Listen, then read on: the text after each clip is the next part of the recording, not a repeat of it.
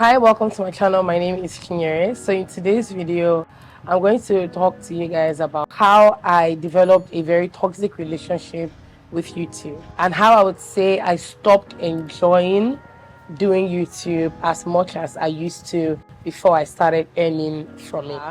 I'm going to say, first of all, it's very stressful to do YouTube if you're not doing it as a pastime or as a hobby or just a place to store your memories. If you're thinking of picking up YouTube as a career or a means of earning a living, that's where the real work and that's where the real frustration would come in. First things first, the first thing that I noticed that happened when I started earning from YouTube was that the numbers became an obsession.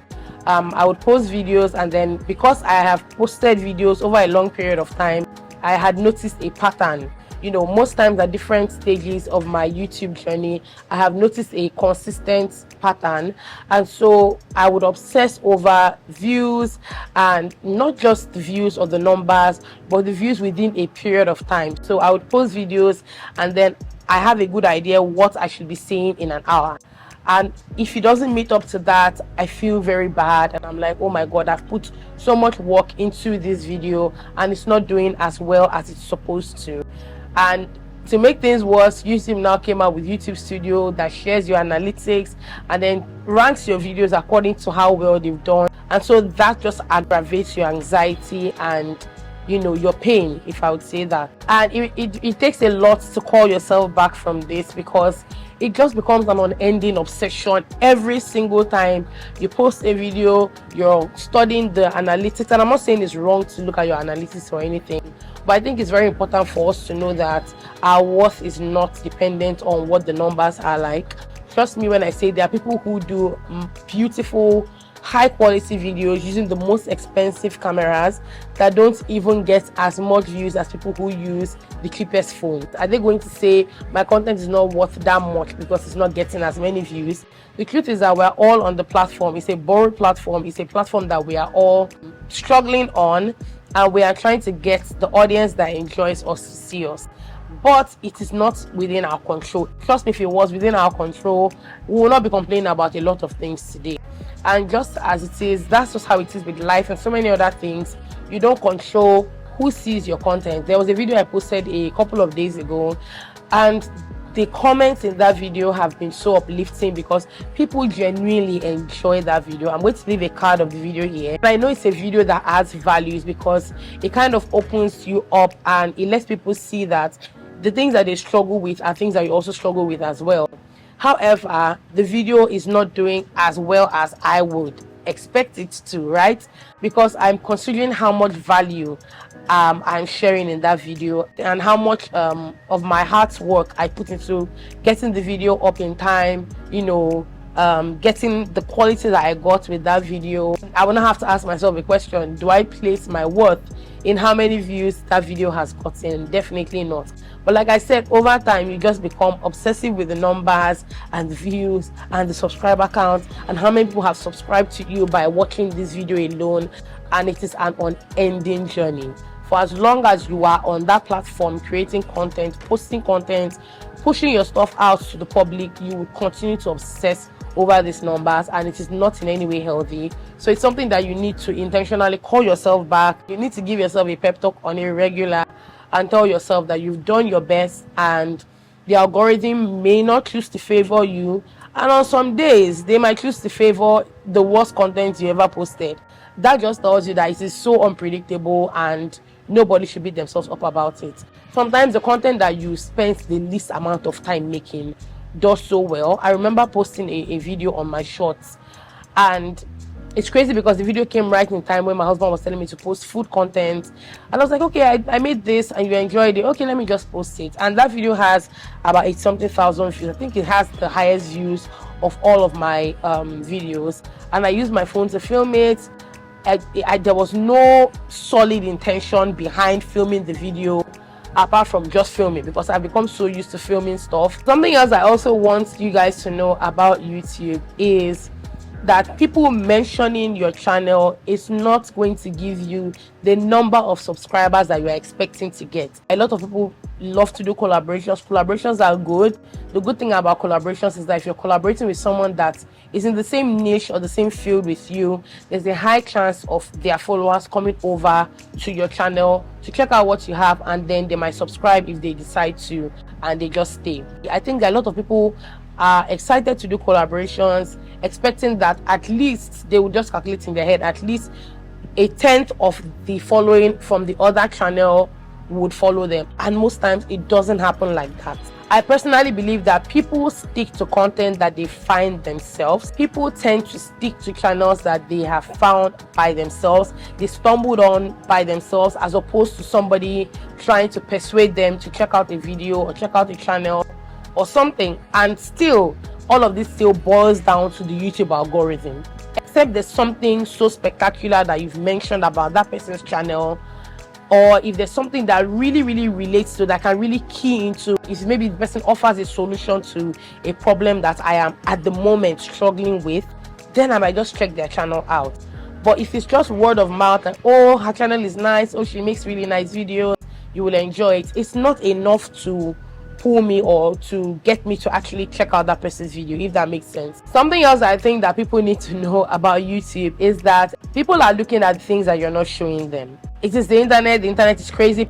You bring yourself to the public, or you put yourself in front of the camera and share your life with the rest of the world. People are seeing the things you are not showing them.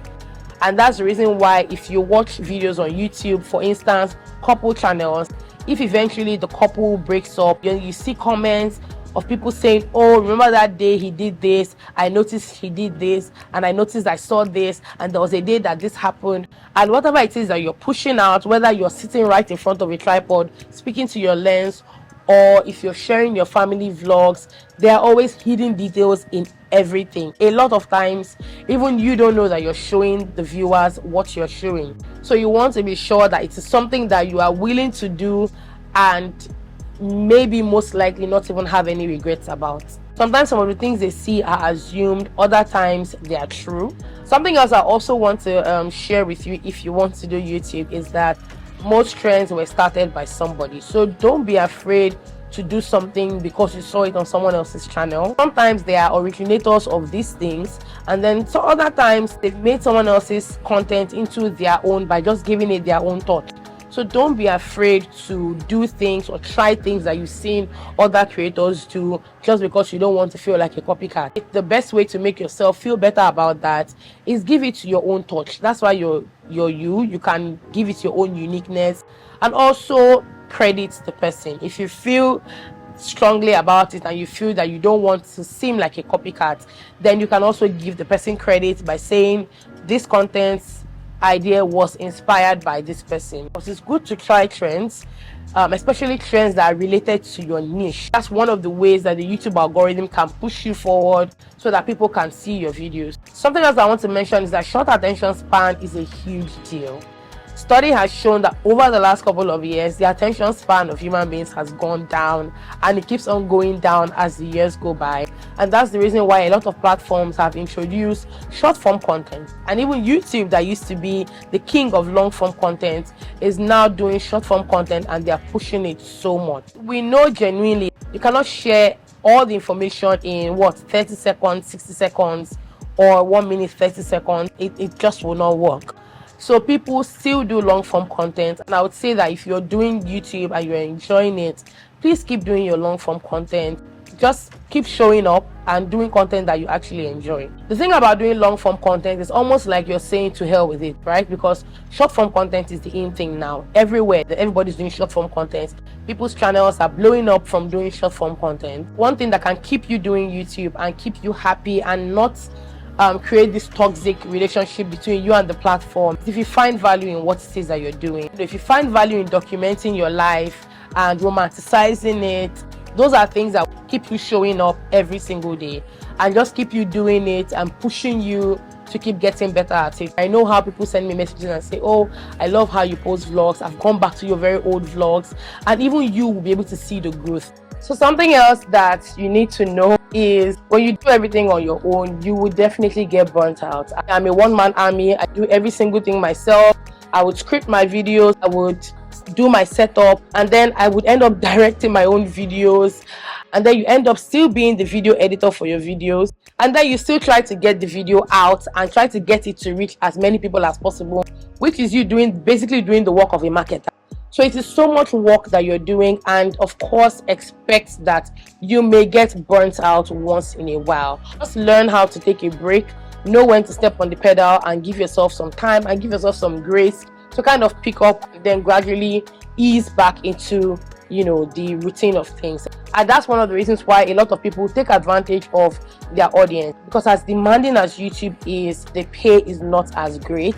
The AdSense pay is not as great, especially for us in this part of the world. That's why people take advantage of their audience to do affiliate marketing, to start businesses, because they already have, you know, a following. And then people would also work with brands, you know, that reach out to them to help advertise their businesses as well. Another thing that I would share, which is my very last one, is to learn how to experiment.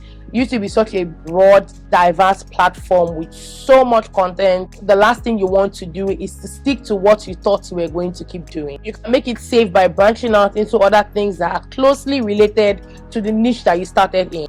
But one thing I would say, don't be scared to experiment. However, I know that even experimenting can be at a detriment. Experimenting can also bring you disadvantages. I'm going to give you an instance. So people will do content that is not in any way related to their niche, and then they may be lucky and then their content goes viral. But the thing now is that, can you keep those same people glued to that channel? You give them content that is related to that thing that made them subscribe to your channel? And most times the answer is no. And then that's when you will see that there's such a huge disparity between their engagement and the numbers, and they just don't tally anymore. So it's always important to, you know, safely branch out and do content that is related to your niche. There are no rules that you should stick to. I remember when I started vlogging and I read how people said they would like to see one picture thumbnails, right? So I was doing that, and then when I started trying to experiment with my content and my thumbnails and my titles, I decided to try a collage of pictures, which I had done before. So I decided to try again, which is why I said with YouTube you need to be very flexible. Something you tried last year may have not worked last year but might work this year. Then I tried the collage of pictures and people liked it. In fact, that particular video had a lot of people commenting on how much they liked the pictures. All I did was a screen grab for my videos and I put them in a 4-picture collage and I posted it as my thumbnail. Then I would still get comments on other videos saying that they still liked how the pictures looked. So this is me just telling you that you really need to be flexible and that there are no rules that you should stick to. What you need to do is just keep on filming content that you will enjoy watching and you enjoy creating. Thank you guys so much for watching this video. I hope you enjoyed this. Please don't forget to give the video a thumbs up and leave me a comment. Share with us what you think, and if you agree with any of these things I said, and if you don't, share with me in the comments why. I'll see you in my next video.